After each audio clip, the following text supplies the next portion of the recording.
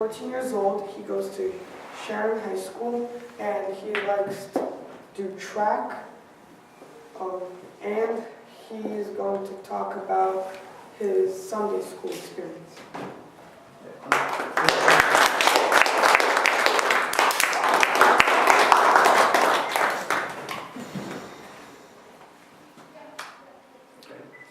Hello, my name is Ashwin, and I'm going to be talking about my experience with Sunday school. First, can everyone hear me? Yes.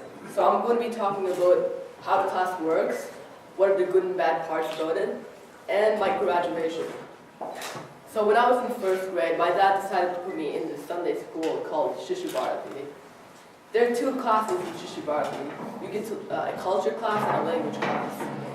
When you get there in the morning, you first go to your culture class, where you learn about Indian culture, Indian religions, holidays, etc. Then you have a short snack break, where you can eat and you can talk with your friends. For people like me, it's usually the time when we did the homework that we do that day. After the snack break, we go to our language classes. And in our language classes, we learn how to read, write, and speak a language, the language that we chose in the beginning of the year. Now I'm going to talk about the good parts about it. There were a lot of good stuff. You get to learn a lot of new material. For example, I learned about the Indian Space Research Organization, which is sort of like the NASA of India. We get to learn about epic stories such as the Ramayana and Mahabharata. And you also get to learn about how India got its freedom from Britain. There were also other good stuff, like we got to have snacks, and who doesn't like snacks? We also got to talk with our friends, and we got to meet a lot of new people, so that was great. There were some negative parts about it too. For example, the book reports. I'm not saying the books itself are bad, but when you're 7 years old, you don't know how to do much more than read and write simple sentences. So summarizing a book and then writing and evaluating the characters is too much. Whenever I was assigned a book report, I would call my dad, he would come down and we'd work together, and in the end it would usually be him doing all the work. Cat is out of the bag, right? The tests were also a huge problem for me, because I never took notes in class until about 7th grade, which is probably the reason I never got above an 80 on a test. So tests, they took a lot of energy too for you to study, and a lot of times they were actually more difficult than school tests, so you had to study a lot. But probably the biggest problem were the projects. Some of these projects took months to complete, and it took a huge chunk of time out of your free time. One year I had to build a replica of an Indian temple. Another year I had to build a model of an Indian rocket launch station. But 8th grade year was the worst. We had to write a 5-page essay on some Indian philosophical point in religion, and then we'd have to relate it with something in modern day, and then we'd have to explain about it thoroughly. So we took about a month to write it, then we'd bring it into class. One teacher would check it, tell us what to change. We'd take it back, we'd change it, we'd edit it, we'd reformat it, we'd do everything. We'd take it back to class. This time another teacher would check it, and then they would see what we have changed and said, no, it was better the first way.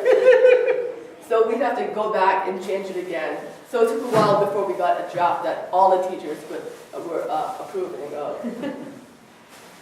Now I'm going to, I have a question for you. Why were the teacher's eyes crossed? Yes? Because she was angry? The gentleman in blue said because she was angry. No, that's not the answer. It's because she couldn't control her pupils.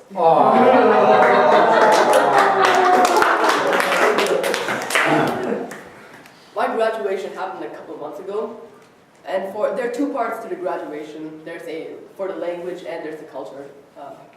But they actually happen on different days. The culture happens a couple of weeks earlier. So we go to Lexington to do our graduation presentation, and we get there, and then we go outside, and then there's a photographer, and then we all group together, we go down on our knees, and then everyone else is standing up, And then the photographer takes about 5 minutes trying to get a perfect picture. And then he moves around, oh, I want another angle over here. Oh, not everyone's looking, everyone looks, okay. And then she's like, oh yes, we're done. Then some late person shows up, and then we have to do it all over again. After the photos, we go inside, and for a culture presentation, we have to, similar to our essay, we have to present on some philosophical point, and we have to do it with our partner, and we have to do it for about 6 minutes. But the entire student body of 8th graders are also there too, and the parents and the teachers are there too. And the students, after we finish our speech, the students are encouraged to ask questions.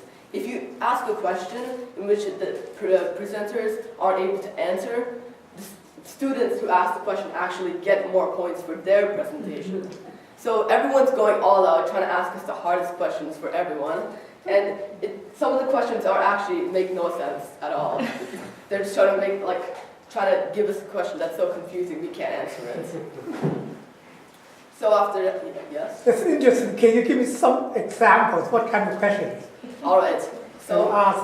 So the topic of the project is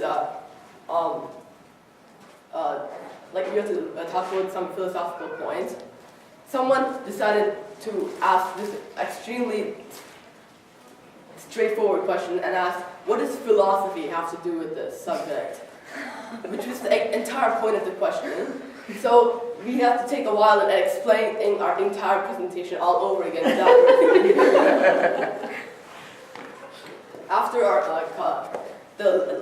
language presentation happens a couple of weeks later, and in our language presentation we take photos again, and then of course there are some lay people, and they cause us to take more pictures.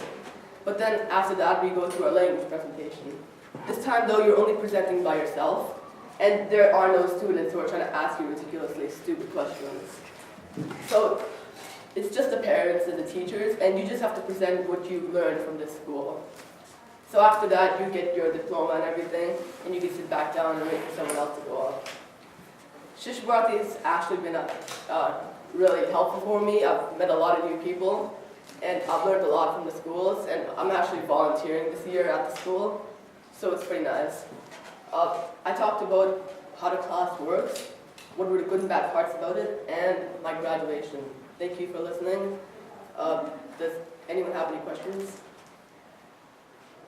No? Okay. Yeah?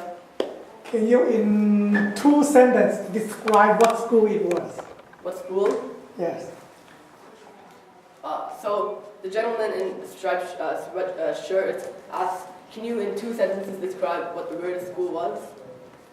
So the school is actually, it takes place in a public school.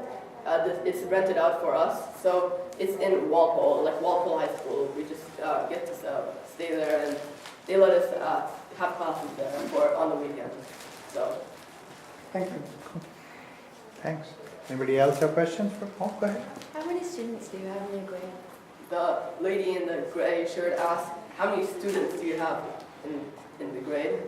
Well, each grade is different. Usually, like a lot of students, are there in the beginning, but then once it starts to get harder, they all leave. So in the beginning, you can have 20 students per grade or so, 20 plus. But then once you go up, there's 2 or 3 students. So, yeah. How many students were there in your grade? The gentleman in the black shirt asked, how many students were there in your grade? My grade actually was one of the grades that a lot of students actually stayed in. There were about 10 or so kids who actually made it to 8th grade. So, yeah. So, yeah. Thank you for listening. Awesome. Guys, big hand for him, please.